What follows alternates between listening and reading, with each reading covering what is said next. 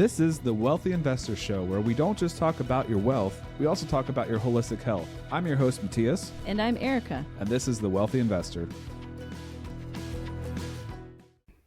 Welcome back to the Wealthy Investor. We are so fortunate to have Erika back. Erika, how are you? I'm doing great. Thanks for having me back. You look a little sun-kissed. What happened this weekend? Well, we just got back from the Red Wing Roots Music Festival.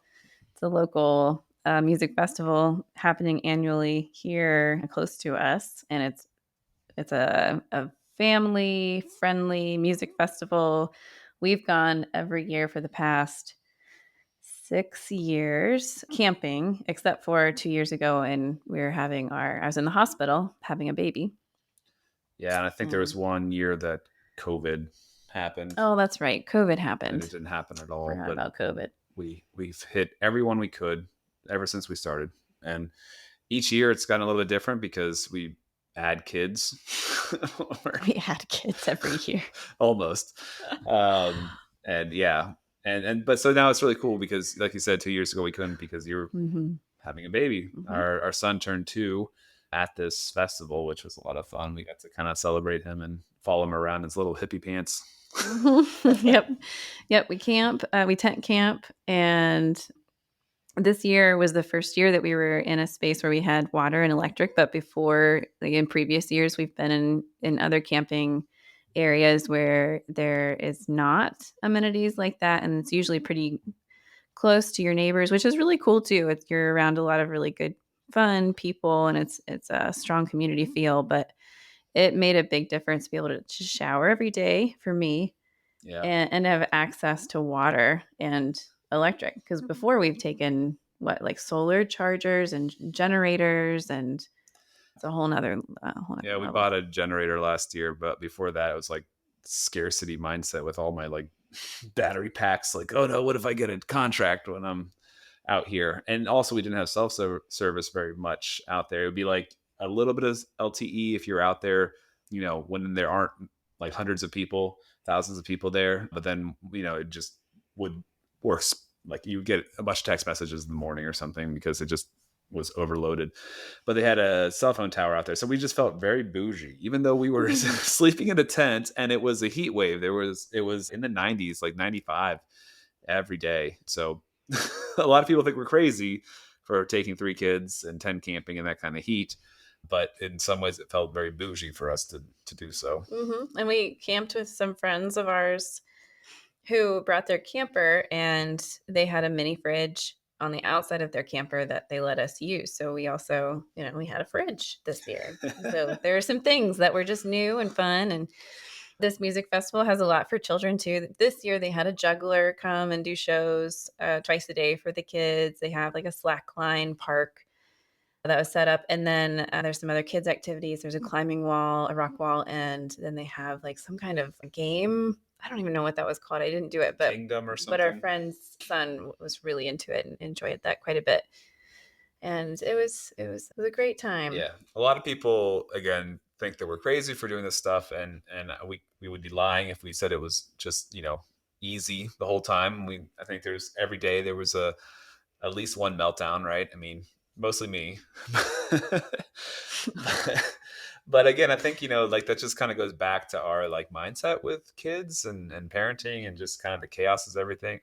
It's just, we just kind of have to embrace it and just try our best to stay level-headed and get through it. Yeah. Well, I started a 1-line-a-day journal because regular journaling is just too intense for me, but I can handle a line. And I took it along, and I think this was Saturday. I was feeling particularly worn out that evening because with our kids, I tend to be the preferred parent. And so if I leave or if I go somewhere, even if it's to the bathroom or for a walk or to get water, anything, all 3 of my little ducklings follow me. Yeah. And so wherever I go, they go. And it's hard for me sometimes to feel like I can have a break. And so I had finally gotten the kids to bed and I had given them kind of like a mini bath in a bucket. And it was just an ordeal. And we got them to bed, and I was writing in my journal, and was reflecting on the day and reminding myself that Red Wing is really hard. And I think I was telling myself it was okay to acknowledge that. Like, it's really hard to take kids camping and to be at a music festival with children. And I know that when we leave, I'm going to look back on all of these pictures and just realize, I mean, we're going to love that time together. And I just wrote, the Red Wing memories and time is very precious to me. And I need to remember that. Yeah. Yeah. And it's hard as well for me because when I try to help you take a break and have the kids, I'm like holding these kids, no, no, no, as they watch you walk away. But me and the 2-year-old little birthday boy, we had some good bonding time. I was able to be with him, just me and him for a while, and he started getting more and more attached to me, which was nice. I think it's especially difficult when they're under stress, when everybody's under stress, especially they want you. It's like the time maybe you need it the most, a break. Yeah. They're going to cling even harder. Yeah. Well, it's the other piece or the dynamic that we were juggling or trying to stay mindful of with all of us, but particularly our kids in that kind of an environment, just keeping tabs on who needs like a stimulation break. Mm. And because they don't know to tell us that, we often see it in their behavior or like meltdowns or kind of starting to act a little ornery, a little hairy, and trying to get ahead of that before it gets to be too much, and then figuring out how do we give them some breaks and take them away from the noise and the music and all of the colors and all the people so that they can come back in, because it's not so simple as just let's just do like a mini TV break or let's go outside or let's have some time alone and read books or something. You really have to be creative in how that's done in a setting like that. Yeah, let alone like you've got to figure out food at the right times. You're not always just able to walk to the refrigerator and get food. If we're going to have lunches, we need to have them ready and we need to either go back. Can't wait too long. Then you have other people's schedules that we're out there with, what they're doing, where they're at. So navigating all that kind of stuff is just not easy, but it was well worth it. It was so much fun. My realtor hat, I sponsor that every year, and so we made little hats to wear around, which was fun. One of the other realtors in my firm was there, and I gave him one of my hats. I made him wear it at least for one selfie. I don't think he wore it out and around too much, but that's all right. Yeah, it was really fun. We came back, or at least I came back feeling very full, and can't wait for next year. It'd be really fun. I don't think we can go back. I think we have to have water and electric every year now, though. Yeah, that's true. Yep. And Mattias was researching campers over the weekend. Now that our friends gave us a glimpse of what an AC camper would look like. Mm-hmm. Well, and last year it was like not hot. It was just downpoured the whole time. So like having a camper in the rain would also be nice, But I think that overall, like, even though yes, it was really hard, like, again, we both loved it. We would do it again. We have amazing memories from it. Like, we look back on it with rosy, tinted glasses a little bit, like, because the good outweighs the bad. And I think that, like, often you just kind of have to not worry too much about what the bad's going to be and just kind of push yourself into that situation, because if it's worth it, right? Like, I mean, like when we drove from Rochester, New York to Magog, Canada to see the eclipse, if we sat down and thought about 16 hours in the car with 3 kids in one day with like 4 hours of sleep, all that stuff would be like clear indications of maybe you shouldn't do this. but that was worth it. Yeah. 100%, right? Like, that was an amazing experience, and I think that sometimes you just kind of have to not think. Well, or I mean, because I feel like we go into those situations acknowledging that this will be challenging, and we're committed to navigating our way through it because we believe in the bigger picture of what we're doing. Yeah, that translates to life in general, right? I mean, we don't always feel like doing the hard things, but if you have a clear vision of where you want to go, how you want your life to be. Sorry, that just brought up the memory of yesterday. We left Azra's sandals in the beer garden. We were all packed up, ready to go. And we realized we left them back in the music festival, and somebody had to walk all the way back in to pick them up. And you were like, let's just buy another pair. So we don't always go for the harder option. Although I was like, no, I'm going to go walk and pick those up, because that took me forever to find a pair that she would actually wear and like, and she has to go to school, whatever. I didn't know all the the nuances of finding those sandals. I was thinking $12. I've walked 10 miles today, literally 10 miles to get our children to sleep in a stroller. And at that point, we had just packed up. It was like we still had to get food, and it was like already 8:30. I was like, you know what? $12 is not that bad to just pay. But I'm glad. More importantly, I'm glad that we don't have to fight to, if a new shoe would have a slightly different Velcro strap or something. It could be a whole thing. So I'm glad you were smart and went ahead and got them. Mm-hmm. Yeah. But so today's guest is somebody that was referred to us from Christy Candle, who was on one of our first episodes, and I was super excited about them. Joette is a attorney that specializes in creative finance or creative deals, and Mike does real estate investing. He's also a licensed realtor, but mainly focuses on doing deals for himself for their investment portfolio. They are based out of Connecticut, but they do consult if you have any questions about how to get a creative thing done, or consult with an attorney, maybe even in your state. But creative finance is such an interesting, or creative deals are just so interesting, because I think each real estate transaction can be different, right? And often that can be an on-market thing. Like you can often just sell the house on the market and try to get the most money for it as possible, prepare the house, all that kind of stuff to get the top dollar. But not every deal fits into that category. And I think it's really interesting as a realtor who is also interested in investing to just have a arsenal of tools to best serve your clients. And that we kind of get into that a little bit as well. We also get into a little bit about the family dynamics. You want to talk about that? Yeah, they have 3 kids who are about the same space in between as ours.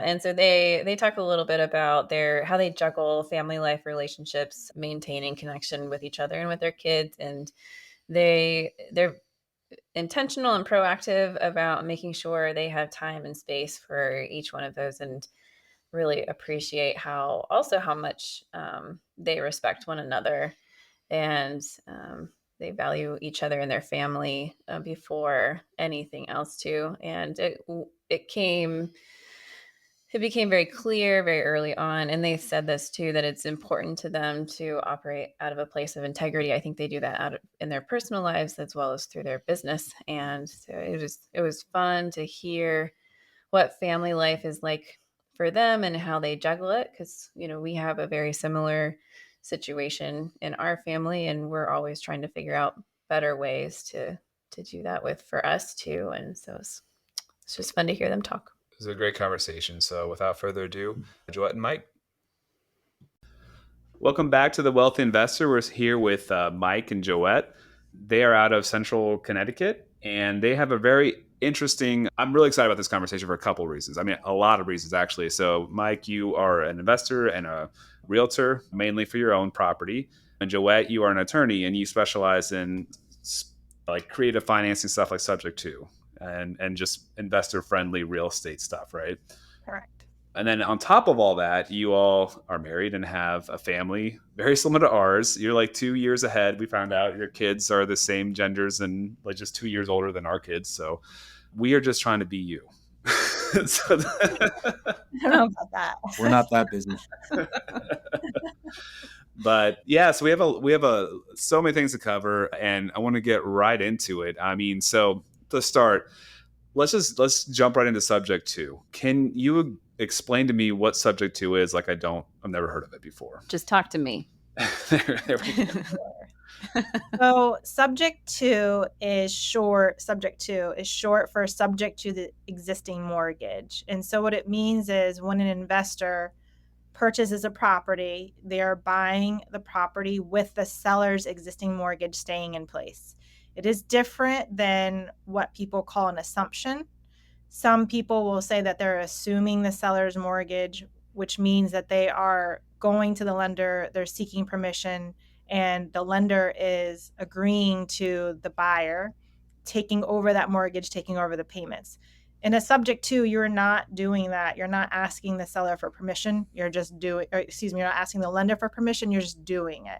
And so it's very nuanced. There's a lot of gray around it. There's not a lot of clarity, and there can be some confusion about it coming from other attorneys who are not well versed in that area as well.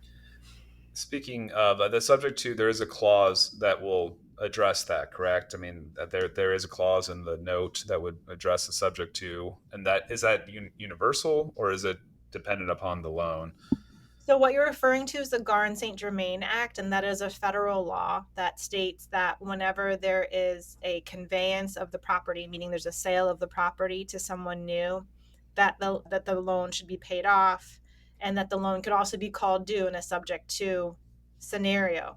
There are exceptions that fall within the Garn-St. Germain Act, and if anyone wanted to look it up online, it's a very specific exception, which is that a seller or a homeowner can convey their property to a trust for estate planning purposes. So they can put their home into a trust, and then they need to be what's called the settlor, which is the person who founds the trust, and they need to be the beneficiary under the trust.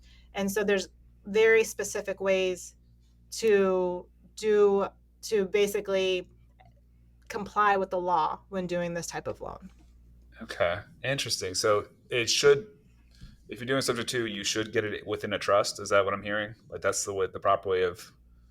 There are different ways that different attorneys across the nation might advise their client as to how to do it. My preference would be to do it in a trust because I feel that mitigates the risk as much as possible for all parties involved. But I have been involved with other attorneys on the other side representing buyers, and they have said, well, my client's just going to close in their individual name, or they're going to close in an LLC. And that is a blatant violation of the law. But they have their own attorney, and their attorney advised them how to do it. So that's not my place to step in and say, I wouldn't really do that. That's not the best way. So when I work with my clients, a trust is my preferred way to navigate that complex transaction. Can you help me understand, like, what kind of a situation a client would want to do this type of transaction? Like, paint me a picture of the context around it. So one of my clients, this sub 2 is generally the only way that he invests. And so what he'll do is he finds sellers who are maybe behind on their taxes or they're behind on their mortgages, but they have low interest rates. And so this investor will contact the seller. He'll negotiate a contract, usually for whatever's outstanding on the mortgage amount. So for ease of purpose, let's just say it's like $100,000, but maybe they're behind on their mortgage by $10,000.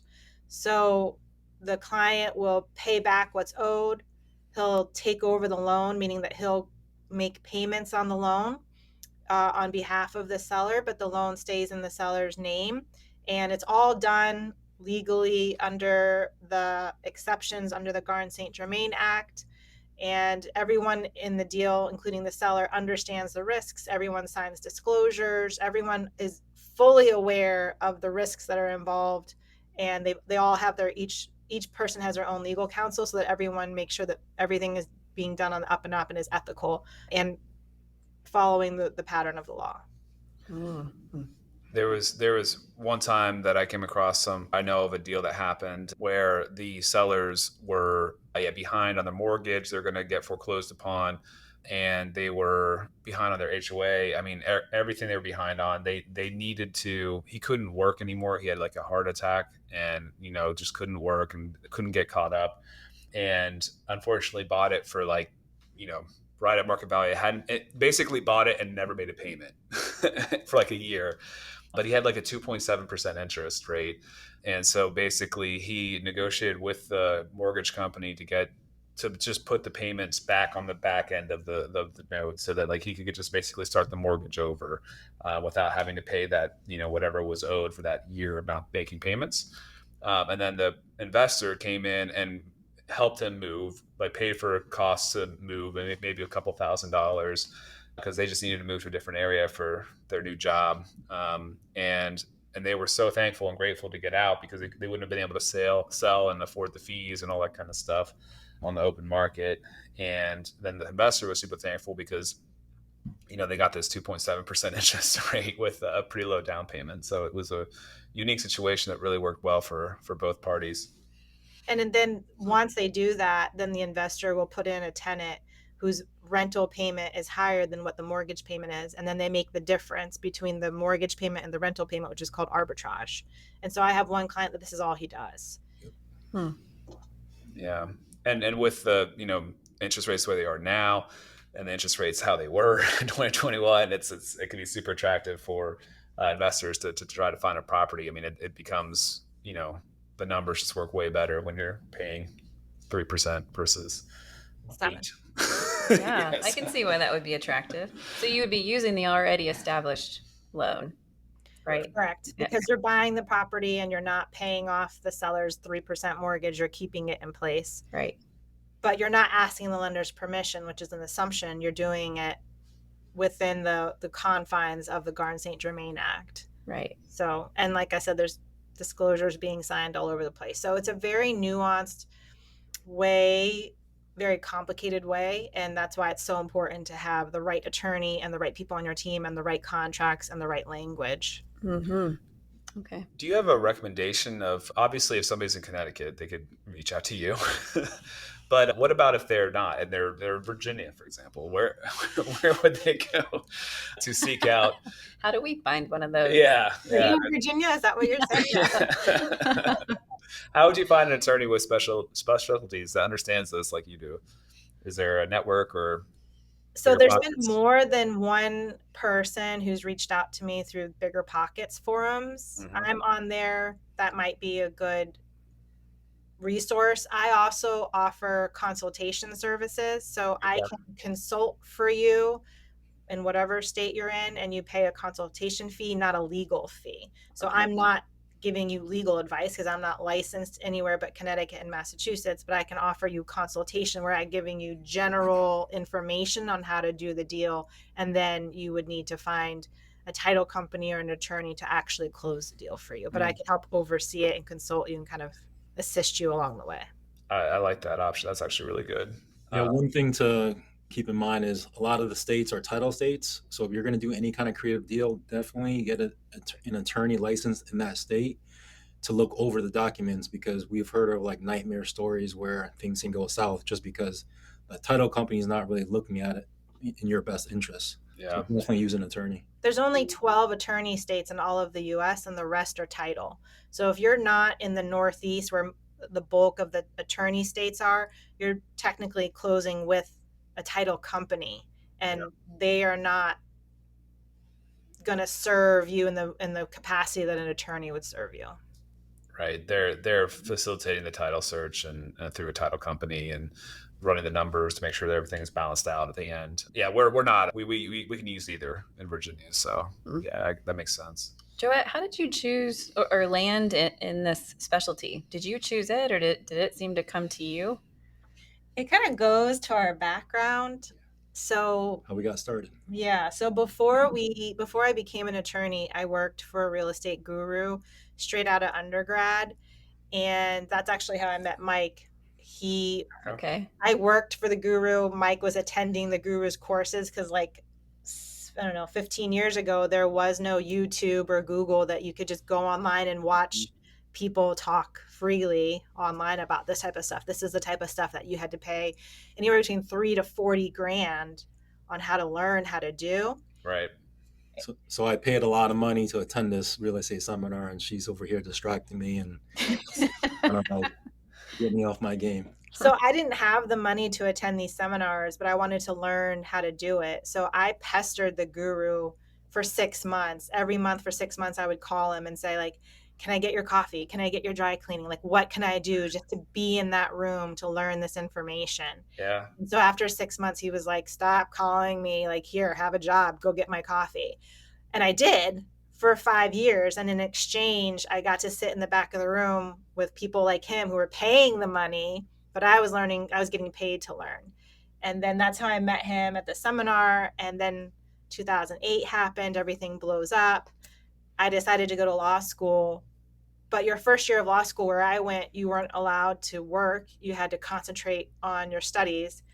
I needed money. So we started fixing and flipping mobile homes and then selling them and holding the note. And that's how we got our start. Okay. So Mike would do the demo and paint and put out the tar, and I would scrub toilets. I would like go to school Monday through Friday, and then on Saturday, Sunday, we'd like scrub toilets. We'd eat like ham and cheese sandwiches because we didn't have money to go to Starbucks or anything like that. So we literally started from the toilet up.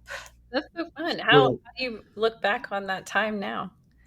Yeah, it's pretty crazy. So we were in Springfield, Massachusetts, and the mobile homes that we were flipping were in upstate New York.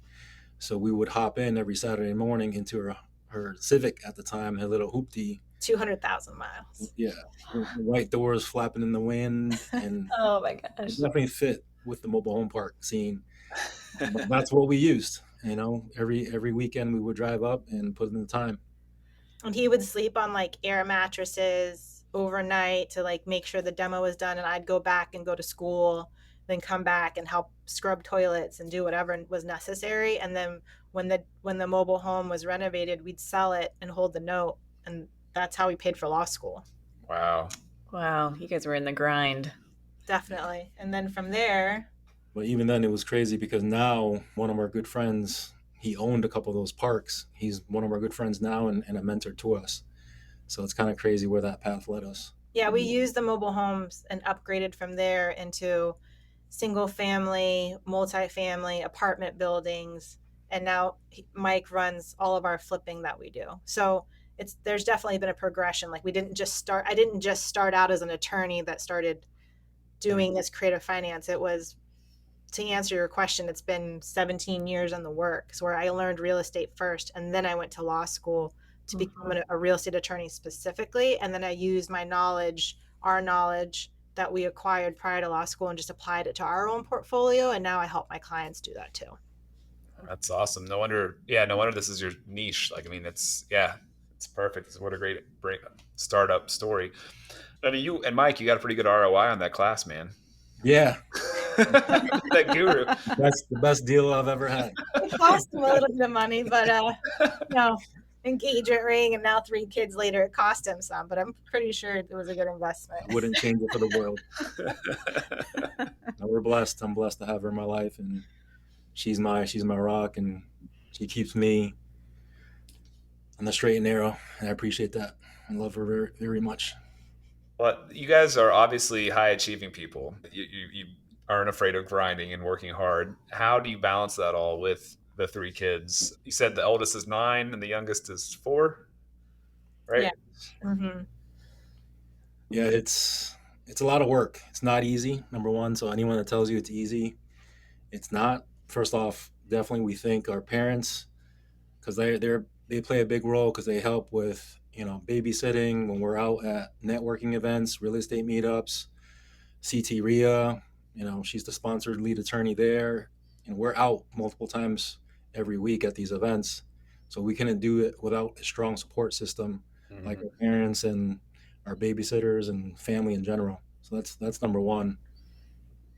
We also try to make sure that at the end of the day, what's the most important is our family and our marriage, right? All of the real estate, the money, everything goes away if you don't have a strong foundation here. And so we make sure that even though we are out at multiple meetings a week at night, we still take time to make sure that we're going on date nights. We're going on date nights with our kids, like individually. Like I'll take one daughter and he'll take one daughter, and then they each have mommy daughter, daddy daughter time once a month.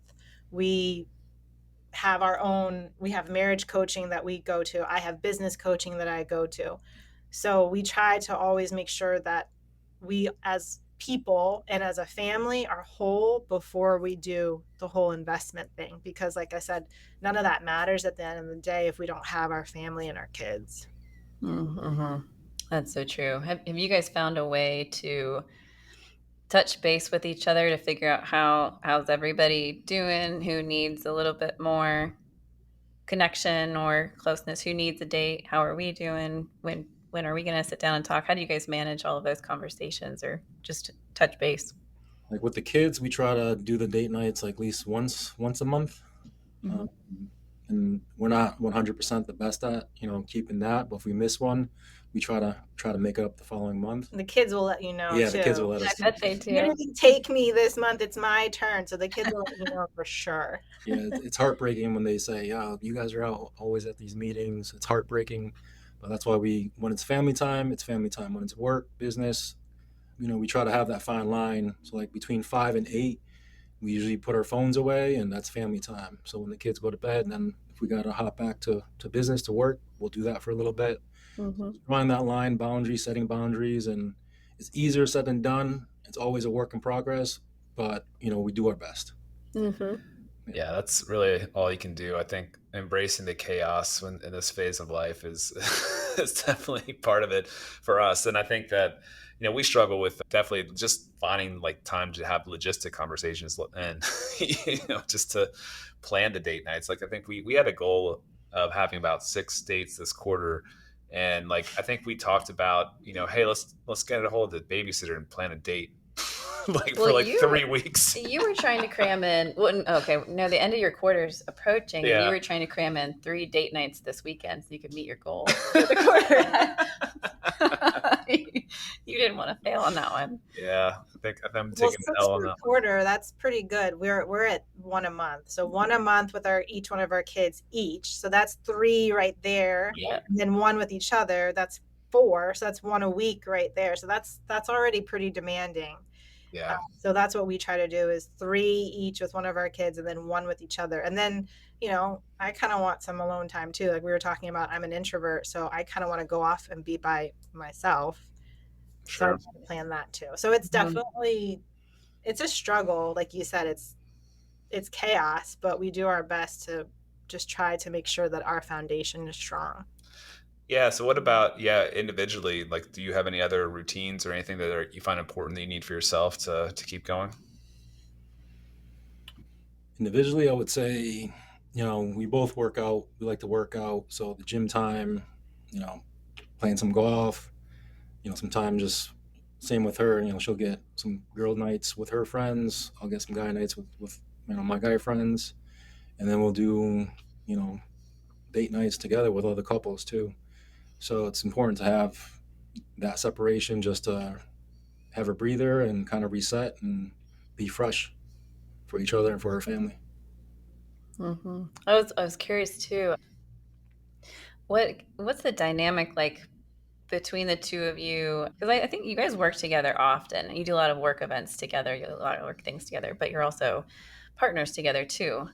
How do you work together? We do the same thing. This is why I'm curious, because he and I are both leaders in very different ways, and when we both try and lead at the same time, it's difficult. So we've had to figure out how to talk to each other and work together and do this well. And we're getting there. And I'm curious what that's like for you guys. So when it comes to the deal, Mike is fantastic about negotiating it, underwriting it, and building rapport. And then I handle all of the legal standpoint. And sometimes there's, back and forth, and we're just like, hey, like, this is my lane, like, stay in your lane, Mm-hmm. because we each know that every deal that comes through the door, he's going to handle the underwriting, he's going to handle the negotiation, he's going to handle the numbers, he's going to handle the reno, and I'm going to handle the legal. But we do have a marriage coach that we go to that helps us to communicate. And when we derail from that, then he brings us back in and we talk about how to communicate in the best way for each one of us, because sometimes the way that a person says something, you don't hear it in the way that they meant to say it, or it doesn't land the same way that they think it's landing for you. Mm-hmm. So it's a lot about learning, and we're on this path too. I mean, we've been married for 10 years, but it's still a learning experience of how to best communicate with one another. And marriage is not easy. Having 3 little children at the same time is not easy, and then you add on a very busy business on top of it. It's a lot to juggle. Mm-hmm. But we do our best. And one thing that Mike and I do, I would say pretty well, is seek out mentors, people who are doing what we want to do, both in business, in marriage, and in life, and say, hey, like, how do we do this? How do you handle this? What should we do next? What do you advise? So it's like Mike said, it's a work in progress. Mm-hmm. I love it. It sounds like you all are very intentional about things. And I think oftentimes people hear that kind of thing and think it seems like a lot of work. Like, I got to go get a mentor for my marriage or a coach or, for a business, all that kind of stuff. But there's really, is it Jocko that says discipline equals freedom or something like that? I think there's a lot of truth to like being very intentional and working hard at setting up your life the way you want it to be. And you'll find the freedom in doing some of those extra steps at the beginning. So it sounds like you guys are doing a lot to really have as smooth as possible operation over there. If I can, I want to pivot a little bit back to real estate. So you Mike, you said you're a realtor as well, but you primarily do your own deals.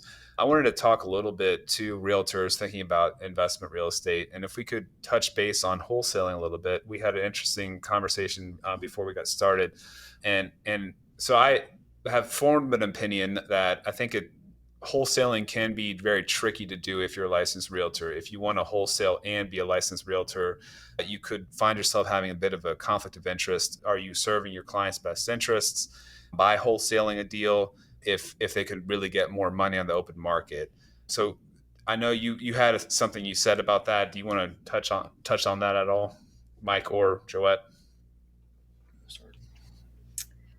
My only comment for a realtor who also wants to wholesale from a legal standpoint would be that I always advise the realtors that I work with that there should be a signed disclosure with the seller of the home that states that if that realtor is not working in their capacity as a realtor, but instead in their capacity as a wholesaler, that there should be a document signed that states that the seller understands that and that the realtor doesn't owe the seller an ethical fiduciary duty the way that they would if they were working in their capacity as a realtor. So I think it's very important to differentiate what role the realtor is serving in, because then that will dictate what their duties and obligations are to the seller. And of course, what legal implications that has as well.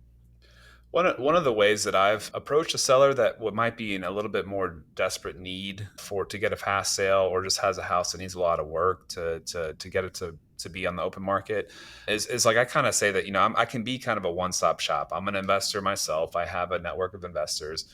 I am a realtor. So if you need your house sold in 2 weeks, you're probably not going to be able to put on the market and try to get the top dollar. If that's what you really need, we can try to work towards that goal. You're probably going to get more money if you put it on the open market. And if you approach it that way, with full transparency and honesty, I think there's a way that you can make, it work for no matter what situation you're in. Because I think a traditional realtor that doesn't have that wholesaling side or the real estate investing side could not help that client that needs to sell, that they're facing foreclosure, that whatever is happening, and they need to sell a quick sale in 2 weeks. It'd be tough for them to meet that need. Yeah, I would say a lot of realtors, a good amount of realtors do wholesale. And it's what you just said. It's just having all those different tools in your tool belt and understanding your client, because not every seller wants to go live on MLS. Some sellers we talk to, they want to be private. They want to have a private sale. They don't want this marketed all over the internet, and they just want to close in 2 weeks or whatever it is. And they would prefer giving up some equity for a quick as-is sale versus having them. Sometimes they don't have the money to clean out the house. They don't have the money to make the repairs and get to go live on the MLS. So it just depends on what the seller's needs are. And that's exactly what we do is We're 100% transparent, and we provide all the options. And at the end of the day, the seller's the one that picks the best option that they prefer.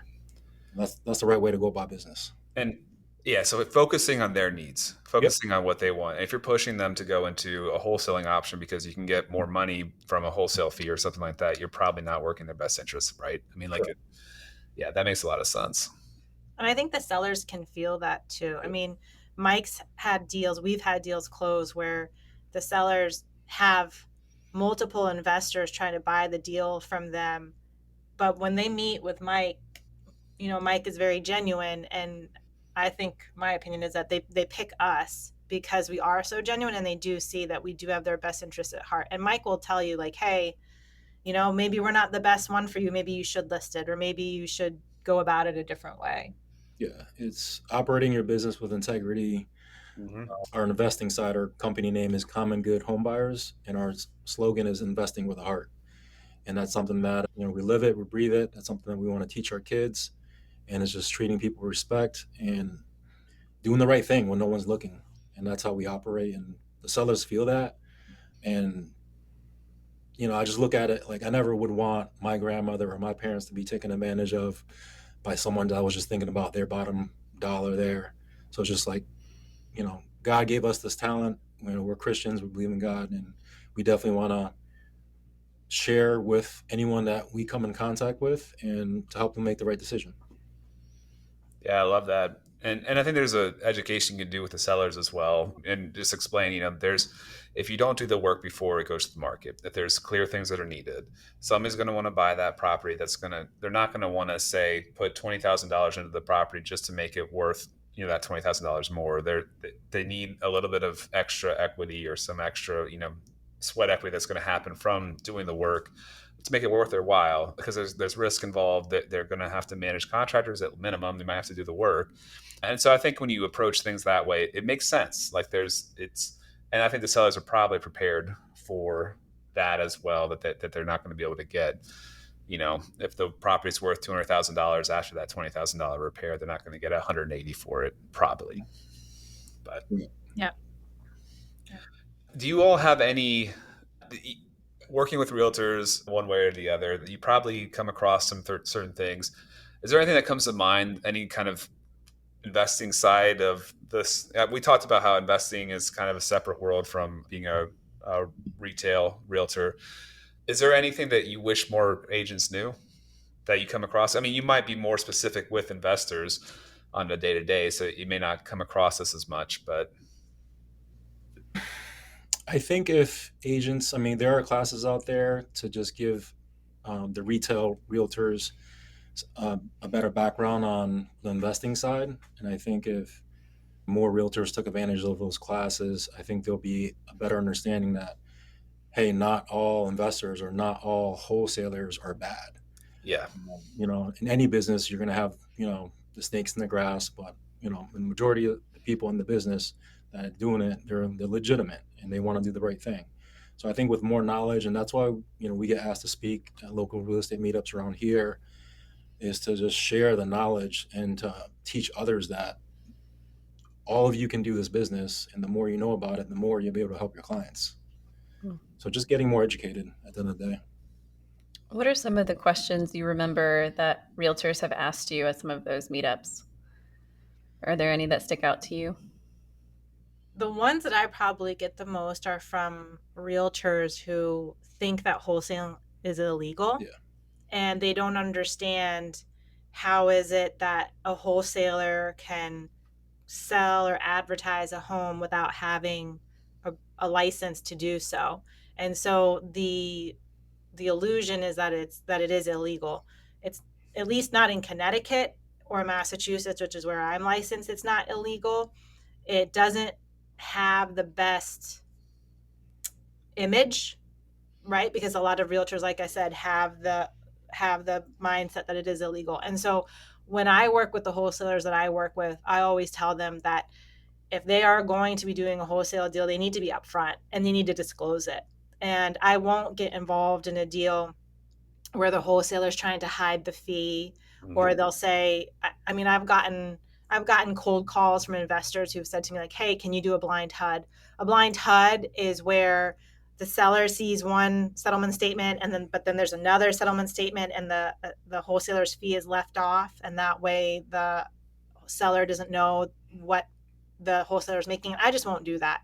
I'm not going to get involved in a transaction that is not honest or ethical from the get-go. And so I just say to the wholesalers that I work with, hey, if you're going to do this, be upfront, disclose, make sure you're being honest, because most of the time what you find is that the sellers, to your point, they know that they can't get fair market value for their property, and they understand that they don't have the money to put into their home to fix that up to get what it could get.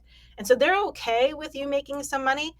They just want to know about it. They don't want to be cheated. Nobody wants to be cheated. Right. And so I find that if you just have that upfront, honest conversation, it's not a problem. And so the realtors who come to me at meetups and go, well, isn't wholesaling illegal?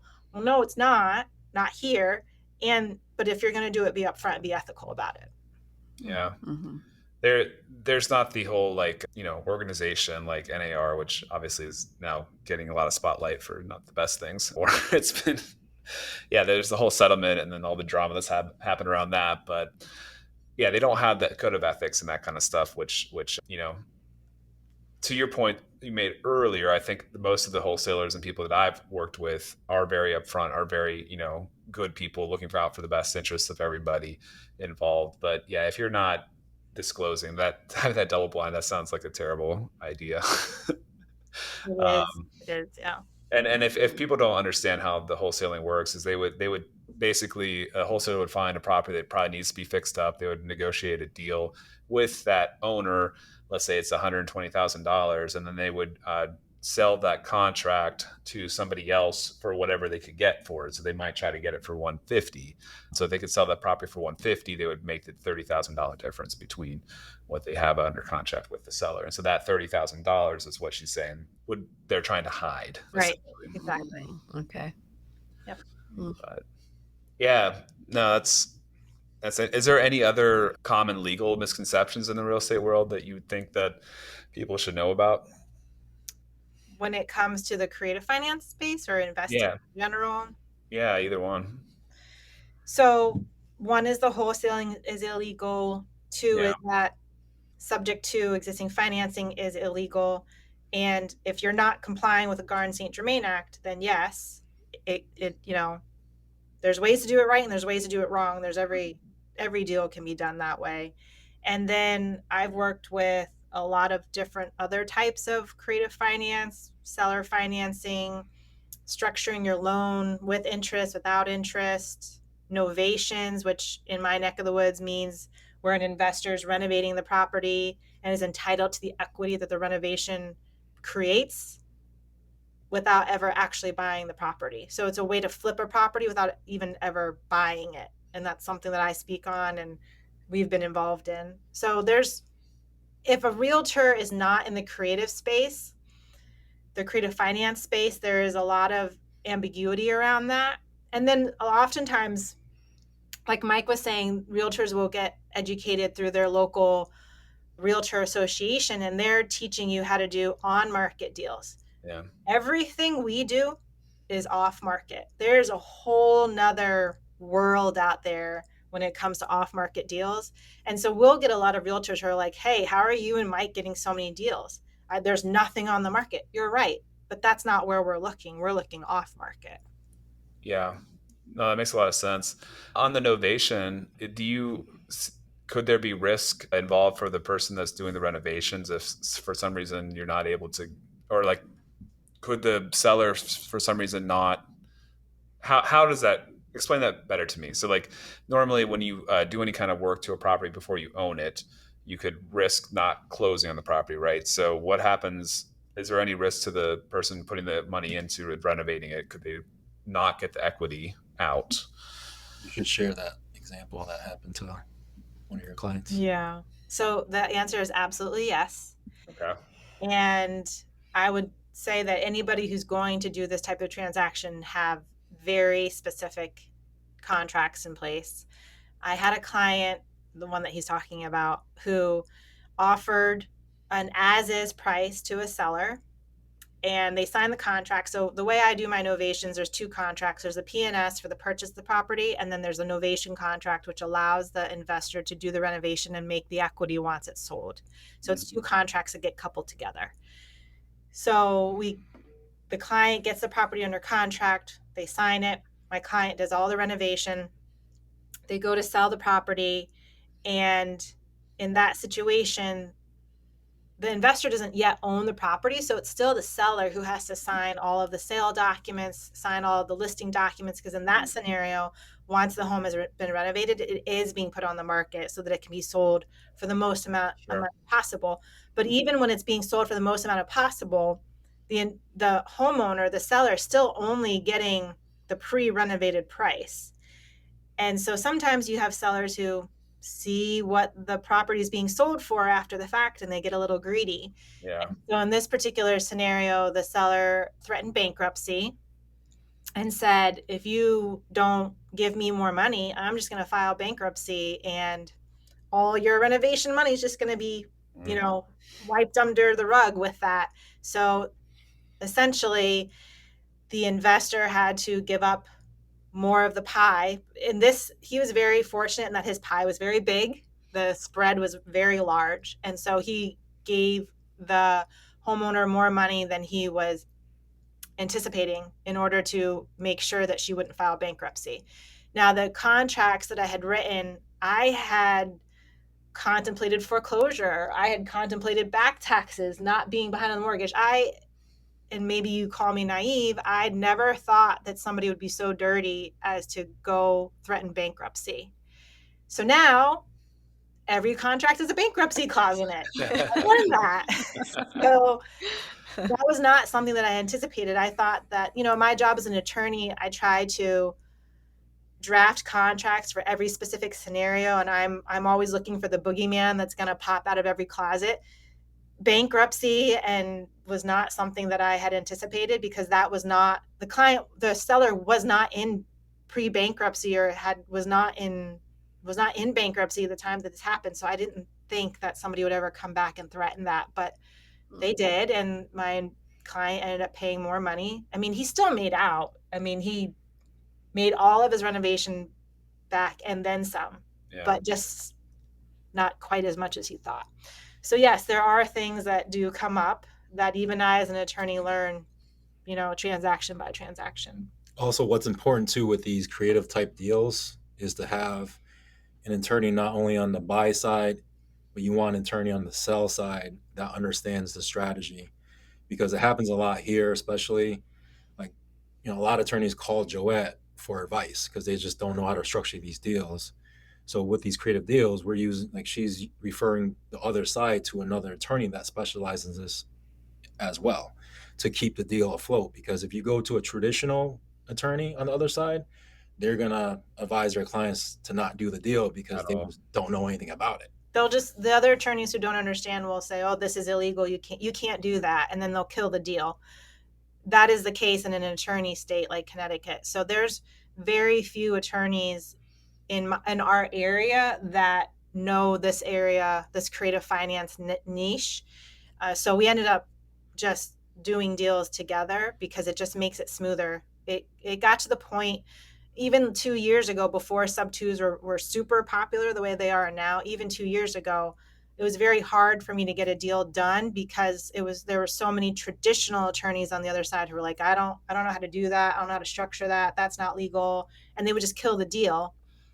So it's now that sub twos and all the other creative finance has gotten so popular because the interest rates are so high, there's a very small community of attorneys who know how to do these type of deals.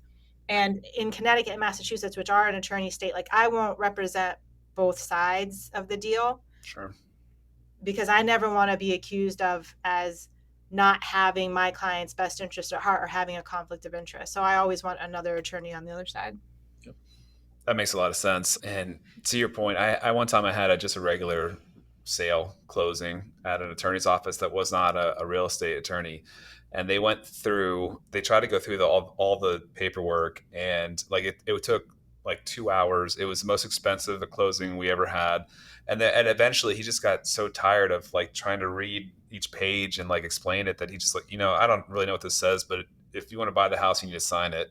And he misadvised the people about like, if you don't make your payment, you're going to lose your house immediately. And they're like, no, it's not like if you're a day late, he said, like, it was bad.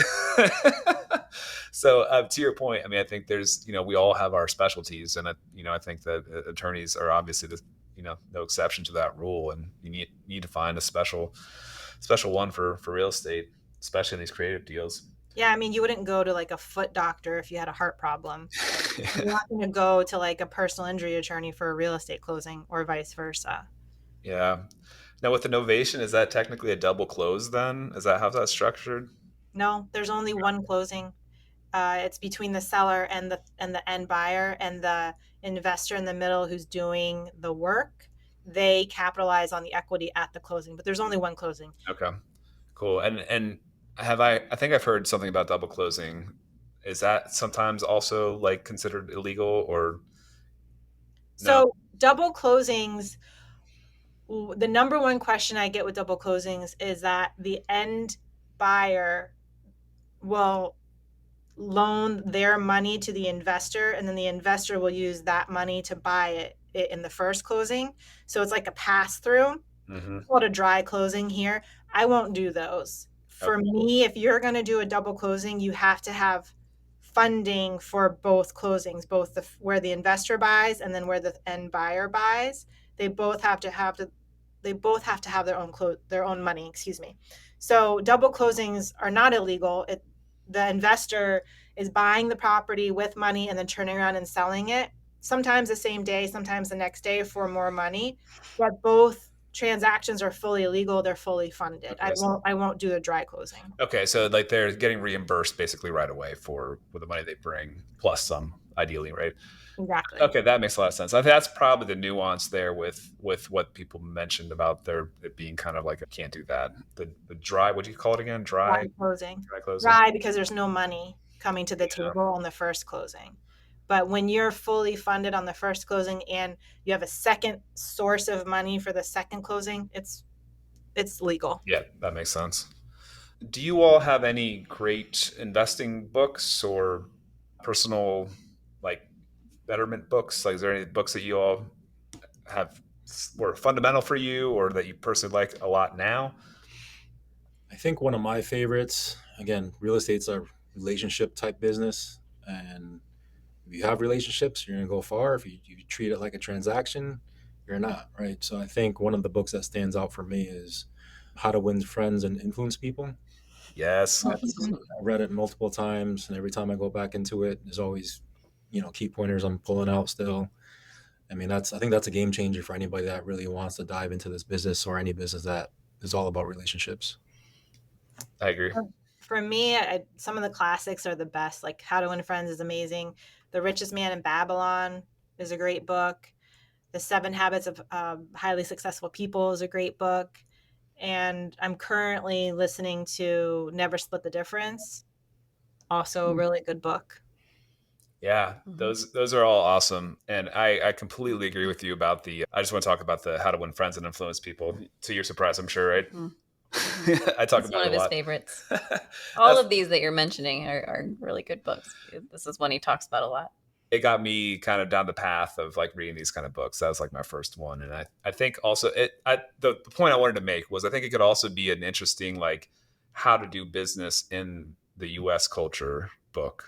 Like, I think that so I lived in Germany after high school for a year, and the culture there is a lot more, you just kind of argue more. You're kind of combative. So you're actually like, you're seeking the angle instead of avoiding it. Right. Like, so I think could be interesting, especially if people are coming from a different culture, wanting to do business and wanting to do it in the US. That's probably a really good book to learn, to understand how, business and kind of our culture relates to one another. Yeah, I think that's also, how people like to hear their own name. I'm sure that from your background as a mental health professional, people want to feel good about themselves, but also who they're doing business with. And I think How to Win Friends and Influence People definitely sets the tone for the type of business relationship you want to have just throughout the transaction, type of person you want to be in general. Right. Mm-hmm. Well, I'd imagine, for that kind of transaction, you want to establish a certain level of trust between you and the person you're working with. And it can be really tricky to figure out how to do that in a very short period of time, because you don't have a lot of face-to-face time before you would establish terms or talk about, what kind of transaction you're going into. But a lot of the assumptions or what they think about you is probably determined within the first meeting or so. And so a lot of that comes from just how you interact with people, the conversations you have, how you treat them, if you remember their name, Yeah, absolutely. So if people want to consult with you or follow you or seek out any kind of advice, do you have any recommendations, resources for them to go to? So I have a website, which is trin.law. That's my law firm. And on there, you can find phone number. I have a Facebook account, Instagram account. And then with our real estate investment side, Common Good Home Buyers on Instagram and Facebook, feel free to have your guest listeners send me a DM, and happy to help out. Awesome. We'll link that in the show notes. But guys, it's been a lot of fun. It's been a really informative conversation. Really appreciate it. Again, maybe in 2 years we'll be like you. No, thank you so much for coming on, and this has been a great conversation. Thank you so much for your time. Thanks for having us. Appreciate it. Thank you. Thanks for listening to the Wealthy Investor Podcast, where we talk about wealth and holistic health. If you enjoy our content, subscribe wherever you get your podcasts to hear new episodes every Thursday. If you really like our content, you can follow us on social media at The Wealthy Investor, wealthy spelled W-E-L-L-T-H-Y.